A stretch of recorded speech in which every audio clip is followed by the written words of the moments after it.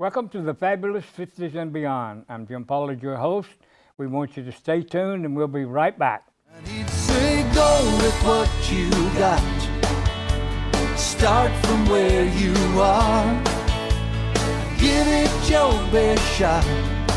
Keep reaching for that star.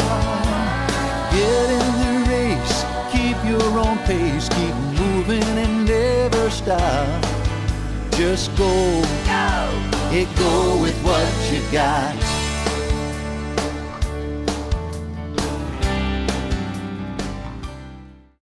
Welcome back. Our subject today is one that I consider very important. I'm going to talk about Alzheimer's and dementia. Well, Alzheimer's is a form of dementia, one of the forms, but we're going to talk about primarily about Alzheimer's. Many of you know that my wife used to co-host with me here. She died almost 2 years ago from Alzheimer's, and of course I've kind of picked up the flag since then, or the standard, or the banner, whatever you want to call it, to try to promote a greater knowledge of Alzheimer's. Believe it or not, Alzheimer's is number 6 in the killer of people in the United States today. I read a statistic a while ago that every 65 seconds, someone in the United States is diagnosed with Alzheimer's.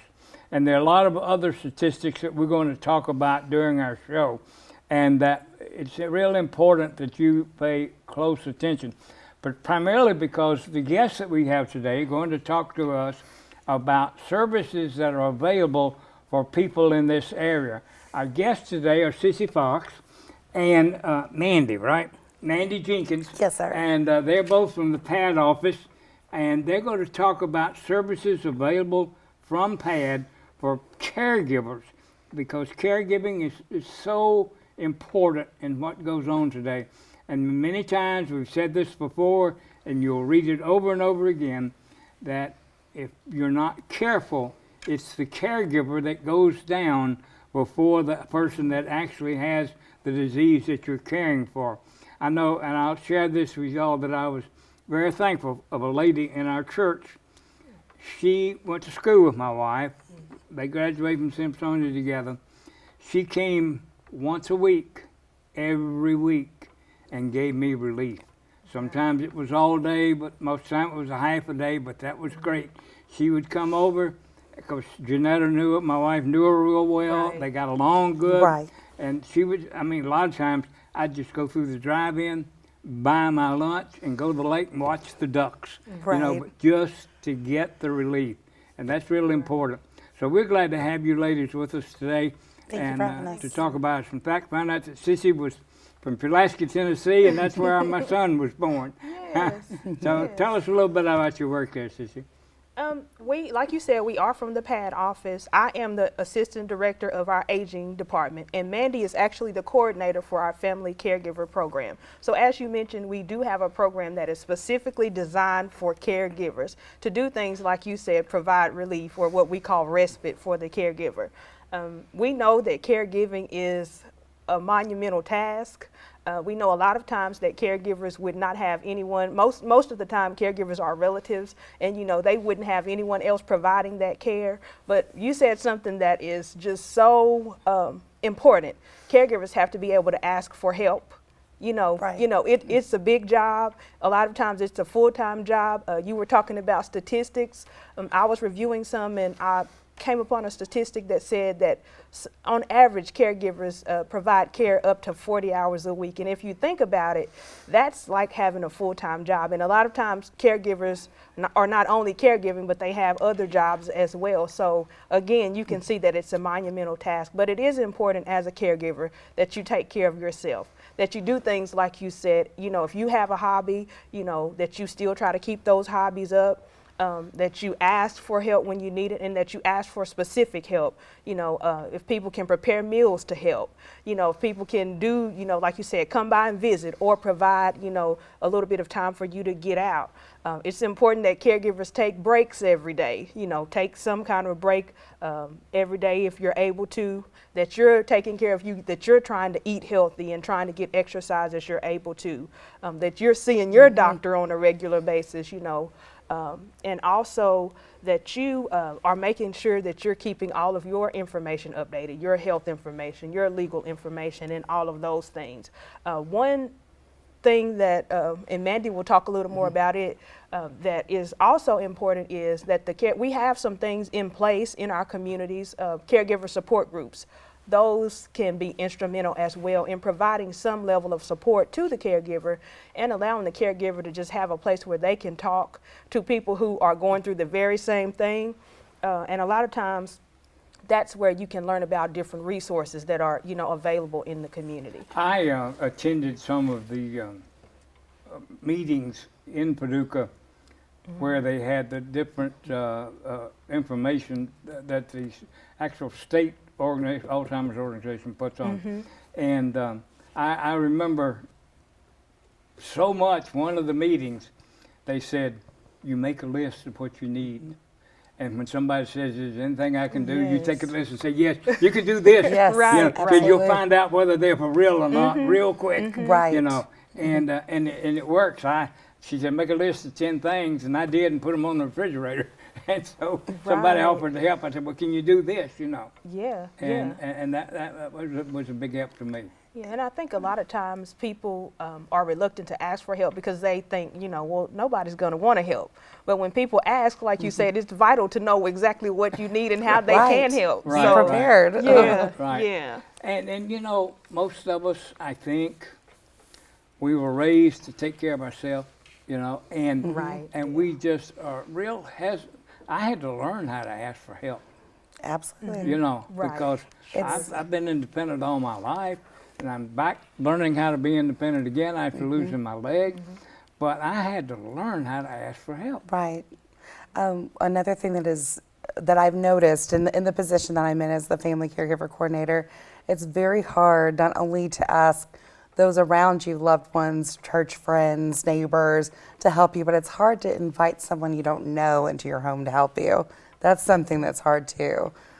Yeah, I got so, I'm not tired, but I guess tired, not tired is the right word, but my daughter, being our primary caregiver with both of us going down at the same time, she was driving from Paducah to Simpsonia 3, 4, and 5 times a week between Right. doctor's appointments for both of us and grocery shopping and drugstores and everything. I got to where I hated to ask her. Yeah. And now I don't unless I have to. And she'll text me and say, I'm going to the grocery store. You need anything? No, I'm fine. Because I get out and do my own shopping now, believe it or not. And so, but she was so good. She never complained about it. Now I was blessed. I know Right. that. Right, sure. That she did that, and I'm very thankful that she did. And my son, every time he'd come up, he'd do something that needed to be done. He's in the construction trades, and I tell my friends, I said he came up in his truck. He brought his tools and he brought his checkbook. He wouldn't let me pay for Right. anything. Yeah. But you're right. You are very fortunate. There's a lot of families out there that don't have the support. That's right. That don't have the family and friends. I've met many couples that one senior caring for the other, and they don't have any children or any close family nearby, and they've had church friends help, maybe few and far between, and they, like you said, they don't want to be a burden. But one thing that my program at the PAD office, the Family Caregiver program, provides is really helps those individuals, because we work with a vendor that they provide homemakers that provide our services to provide respite, to allow those people to just a little bit of time, because our goal is to keep our loved ones in their home, and and to keep the caregiver able to care for them. So that's one amazing thing that this program is able to. Well, to that's help. one thing that I have been so thankful for, that I was able to take care of my wife. Right. Because like I said when we were off camera, I was down and in the bed for 10 months. I was supposed to have been there for a year, and I was in bed and I heard her in the kitchen trying to program the microwave, and it got to the point that she couldn't program the microwave. Right. And I said, I got to get up. And I borrowed a wheelchair, didn't even have a wheelchair at that time. I borrowed a wheelchair, and I got up and I started doing what needed to be done. I was blessed. I was the oldest of 3 boys in the family, so there was no girls. So when Mom got sick, I did the cooking and the washing and the iron. So I knew how to do all that stuff. Good. Right, So, right. so I used to laugh at my wife. She would sometimes, she got to the point where she just kind of stayed on the sofa most of the time. I'd take her meals on the sofa, and she never asked for food, but I knew when to get it ready, and I'd Right. take it to her, and she'd say, "You sure are good to me." And- Another population that's, really, I guess you don't think about how hard it is as far as caregiving is you were talking about your children. Yeah. If it was just your wife in the home and your children were having to go back and forth and, to care for her. I've seen a lot of children struggle with that parenting role Yeah. and them being the child and having to make decisions like, Mommy can't drive the car anymore, or, it's not a good idea to cook, or I really want you to come move in with me. And those are really hard decisions to make. talking about driving a car, and I know that's a problem with a lot of families. I was blessed in that way. My wife just quit driving. She just Right. My on dad her too. own, So just quit, right. and pretty well quit cooking. I didn't have to worry about. The only thing I had to worry about was our sink. Our kitchen sink had a big, tall faucet on it, and you could swing it all the way around. And she forgot how to turn the water off a lot of times. And sometimes she was swinging around, the water was running on the counter. She flooded the living room 2 or 3 times, no. But fortunately, I caught Right. it pretty quick. But Yeah. it just happens, and Right. you can't get Right. upset. You can't get upset. It just You just got to deal with it. Right. That's Absolutely. what it amounts to. And so I was, I consider myself really blessed that I was able to go through all of that, and that it worked out the way that it did.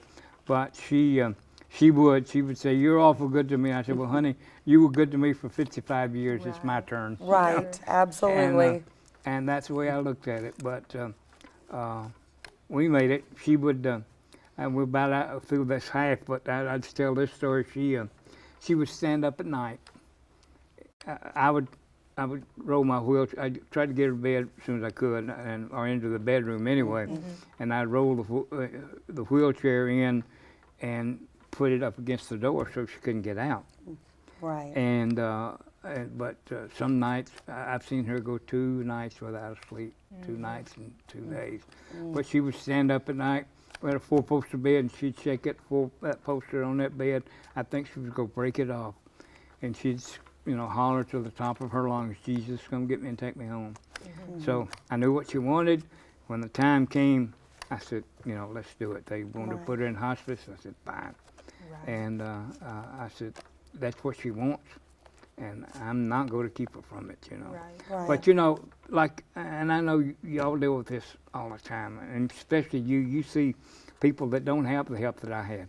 Right. Right. And Absolutely. they don't have the family support. Right. They deal with it the wrong way. And I don't know Absolutely. how you get somebody to deal with it the right way. I mean, I'd get a little upset if I was trying to teach them how to deal with it the right way, but it's hard. and it's going to get worse. I mean, the statistics tell, out of all the top 10 killers in the United States, there is no cure, Right. there is no prevention, there is no slowing down. I finally read that it meant there's no slowing down, because they put her on these medicines. They tell you right up front there's no cure, but they'll slow it down. Well, after 2 years of taking them, she wasn't slowing down. Right. So we finally asked the doctor, said, we were there and she'd gone through, and the doctor says, "Is there any questions?" And I looked at my wife, and I said, because we had discussed this, I said, she wants to know if the medicine's not doing any good, why is she taking it? Right. And the doctor said, "Well, do you want off of it?" And I told her, I said, "It's your call." And she said yes. And so she quit taking it. She wasn't taking anything in the end, She was just dealing with it. And I've met quite a few couples that have made that decision as well. Yeah, you come to that.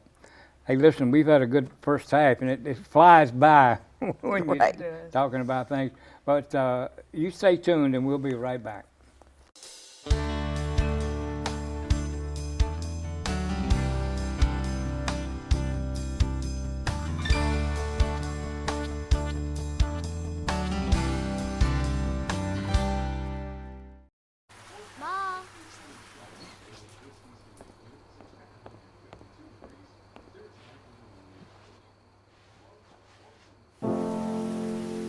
dear.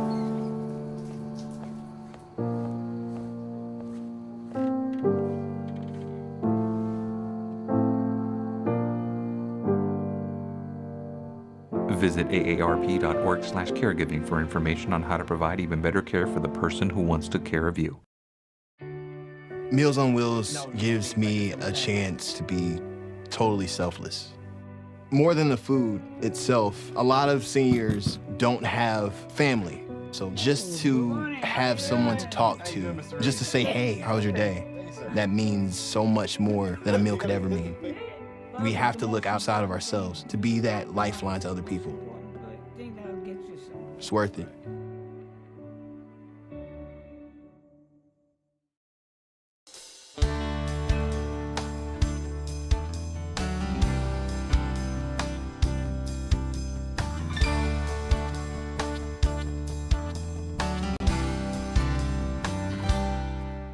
Welcome back. I'm Jim Pollard, your host, and our guests today are Cissy Fox and Mandy Jenkins. We're talking primarily about caregivers for Alzheimer's. Very important topic, and if you are a caregiver, you know how important it is. I thought about a statement that you made, Cissy, about 40 hours a week. Yes. There comes a time when it's 24/7. Oh yeah, I'm sure. You know, it really is, because it's full time, day and night. There's something going on, and you're thankful. Like I said, sleep is your friend. You're thankful when they go to sleep, so you can go to sleep, and you Right. hope you wake up before they do. Yeah. And still, you're probably not sleeping well. Right. Right. And so, I know we haven't really talked. I mean, we've talked about some of what you do, but I know you've got other services, and I think you want to share Well, some of those. Well, as far as family caregiver, I think the very important thing to know, for everyone needs to know, is that this is not an income-based program. Anyone who is caring for someone over the age of 65 that has a physical impairment, or anyone of any age who has a cognitive disorder like dementia or Alzheimer's, qualify for this program. So that's a major amenity out there that a lot of individuals don't know. We provide homemakers that do respite and home cleaning services and personal care. We can help get incontinence supplies and alert call buttons like a life alert button, help with minor home modifications. And this is such a wonderful program that, you know, we want to get out there because it's available to anybody. Well, see, that was one of the reasons that we started this show many years ago. Was to let, that's the reason it's called the Fabulous Fifties and Beyond. It's aimed Right. at people over 50 years old, because there are a lot of services available that people don't know about. Absolutely right. You're right. They just don't know about them. And so that's one of the targets Right. for our show. I tell them it's to inform, inspire, and motivate. We want to inform them Right. of what's available. I've learned a lot being the host. You know, Absolutely. I have the different agencies and different people come in, Right. and I say, well, I didn't know that was available. Well, another part of the program is not to only provide those services, but to let caregivers and their care recipients know that there's support groups out there in each one of their counties for caregiving and for Alzheimer's and dementia. There's caregiver education opportunities out there in our purchase area. So that's another part of the program that we can help connect. Well, I appreciated going to the different, I'd call them peer groups, but the meetings, because I learned a lot. Oh yeah, Right, you'll sure. meet somebody who's either where you're at or has already been there, Right. and they can help tell you how they got through it. I was an entrepreneur most of my life, in addition to being a pastor and everything else. But I had a garbage business at one time, and I thought that the problems that I were having were strictly for me, until I went to a meeting of the Right. garbage business owners one time, and I said, golly, they got the same problems I got, Right, you know. sure, We're sharing them. And one of the things that has been helpful to me, having lost my leg, was the different amputee groups on Facebook. Yes, sir. I have learned from those, and I've tried to be an encourager, because some of them really get down. I mean, and I know caregivers do too.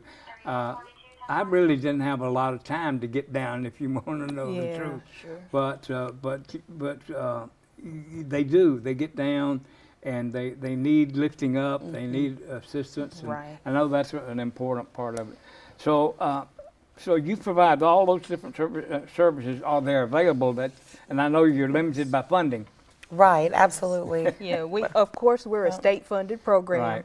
Right. We get our funds from the Cabinet for Health and Family Services, the Department for Aging and Independent Living. So definitely, Right. we get a certain amount of funding. But you'd be surprised how many people we can help. I think it's amazing the number of services that are available from a lot of agencies that aren't actually being taken advantage of, which is one of the things that I found over talking to a lot of people, that there are funds available and there are services available that people aren't aware of. And one of the things that I'm noticing here during that short break is that there are 5.7 million Americans living with Alzheimer's today.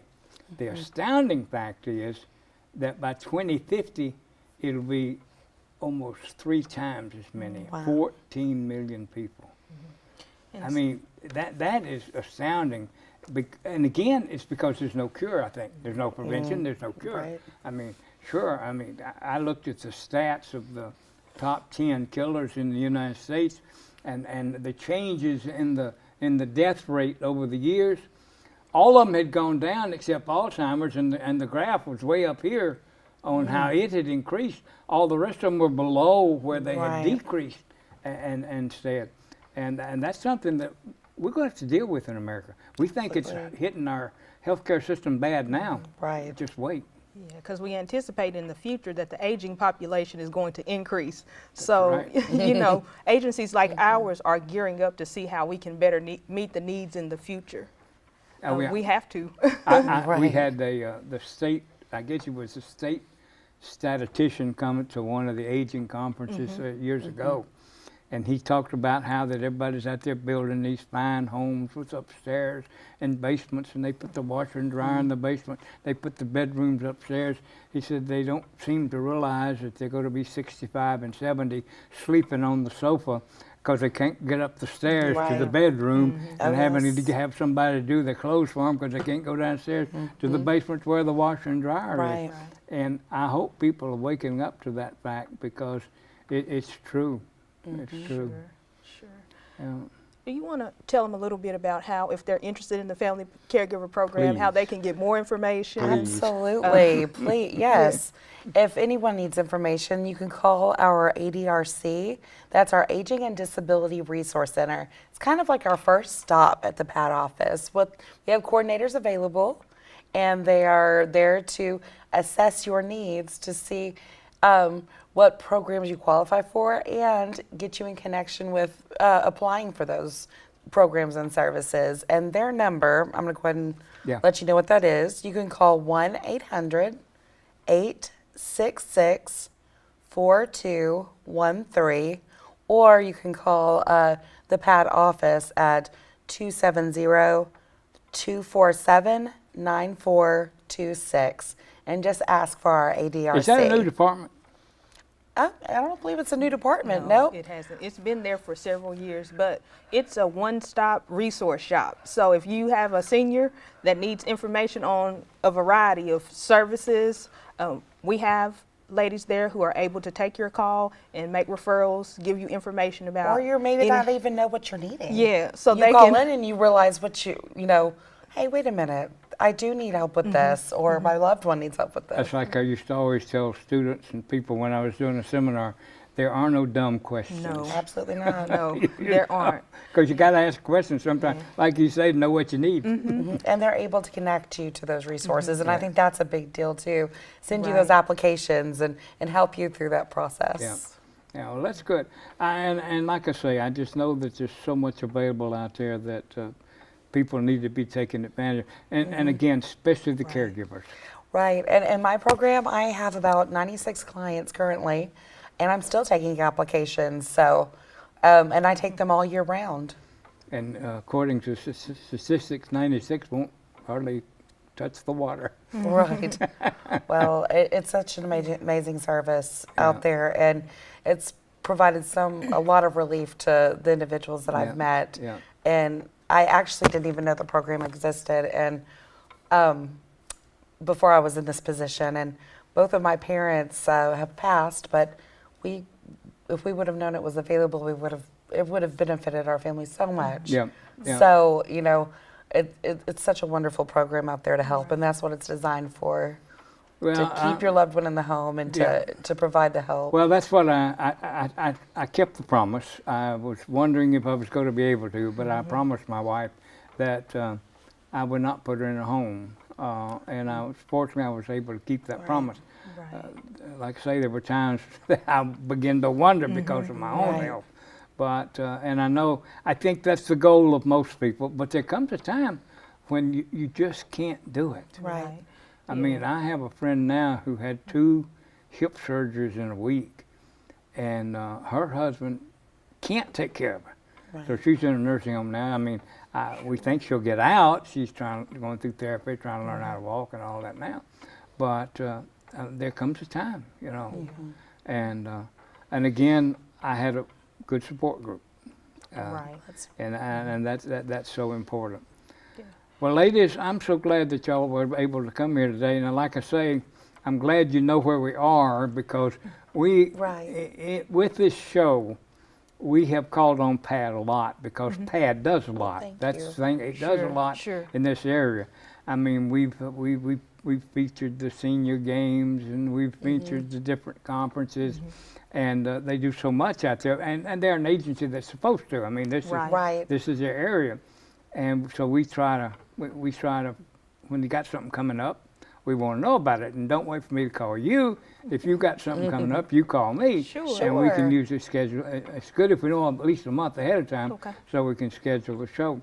But it's important that the people know what is available for them. Absolutely. Right. And they can't afford everything that's available. I mean, that's out there. I mean, there's all kinds of services available, but some of them get real expensive. Right. But again, family caregiver is not income-based. But it's so good to have you with us today. We want to invite you back again at another time. Thank you. And you use it or lose it.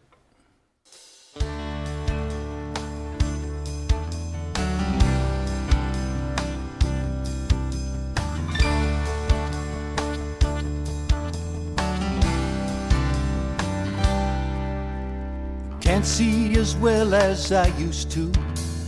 Can't run as far or as fast. Sometimes I think that the old me is becoming exactly that. But when I start thinking of all I don't have,